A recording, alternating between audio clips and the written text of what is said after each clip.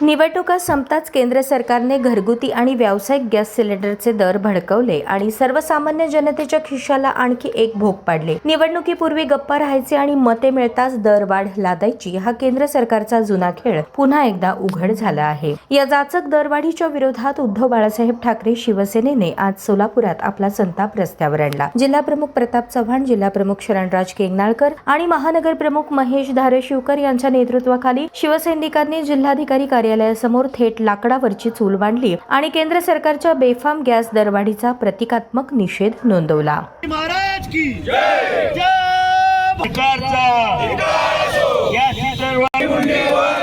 उद्धव साहेब तुम आगे बढ़ो, हम तुम्हारे साथ।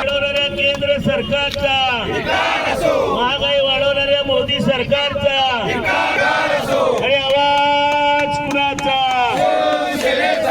नेत्यांनी यावेळी केंद्र सरकारला इशारा दिला आहे की वाढीव गॅस दर त्वरित रद्द न केल्यास आंदोलन आणखी तीव्र केले जाईल। सर्वसामान्य गृहिणी, व्यावसायिक आणि छोटे उद्योजक या दरवाढीने होरपळत असताना केंद्र सरकार मात्र ढिम्म बसल्याचा आरोप सेनेच्या नेत्यांनी केला। शिवसेना उद्धव बाळासाहेब ठाकरे पक्षाच्या वतीनं आज सोलापुरात जिल्हाधिकारी कार्यालयासमोर या कमर्शियल गॅसचे दर या सरकारने वाढवलेल्या केंद्र सरकारने या 5 राज्यातल्या निवडणुका झाल्यानं पैसे वाटले ते पैसे वसूल करण्यासाठी या महाराष्ट्रामध्ये टॅक्स वाढवलेले आहेत।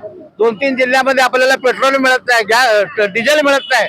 अशा प्रमाणात या महाराष्ट्र शासनाने आपल्या राज्यातल्या जनतेच्या खिशातून पैसे काढून घेत आहे। एकीकडून लाडकी बहीण नावाखाली योजना द्यायच्या, वेगवेगळ्या योजना द्यायच्या। आपण बघता महाराष्ट्रामध्ये लहान मुलीवर बलात्कार होतात। सोलापुरामध्ये कमीत कमी 6 मर्डर झालेले आहेत। त्यामुळे गृह खातं राज्य सरकार, केंद्र सरकार निष्क्रिय ठरलेलं आहे। आम्ही दोन्ही राज्य आणि केंद्राच्या विरोधात शिवसेनेचे वतीने आंदोलन। निवडणुकांनंतर लगेचच केलेली ही दरवाढ म्हणजे जनतेशी केलेला विश्वासघात असल्याचे सेनेने स्पष्ट शब्दात सुनावले। साहेब जेव्हा सत्तेवर यायचे होते तेव्हा ते म्हणत होते की मनमोहन सिंग महागाईच्या मवर बोलत नाही, परंतु आता अख्खी एबीसीडी होऊन गेली परंतु मोदी सरकार काय बोलत नाही। अशी परिस्थिती 30% म्हणजे गॅसची दरवाढ होते। रशिया आपल्याला स्वस्त तेल देत होतं, ट्रम्प म्हणला घेऊ नको, ह्या मोदीने लगेच बंद केलं घ्यायचं आणि ह्या युद्धाच्या ह्याच्यात जे रशियाचं स्वस्त तेल मिळत होतं जेणेकरून भारताच्या नागरिकांचा फायदा झाला असता, ते भारताला आज महाग तेल घ्यावं लागतंय। गॅसची टंचाई झालेली आहे आणि या सर्वांच्या निषेधार्थ, कारण जो व्यावसायिक गॅस आहे तो सर्वसाधारणपणे हॉटेलवाले आणि उद्योगवाले वापरतात, त्यामुळे सर्व वस्तूंच्या किमती वाढणार आहेत। आज गोरगरीब सोलापुरात भजीपाव खाऊन जगतात, परंतु त्या गाडीवर जो गॅस आहे तो आता तिपटीने वाढल्यामुळे 3000च्या पुढे गेलेला आहे। त्यामुळे साहजिकच गोरगरिबांना याची पहिला झळ पोचणार आहे।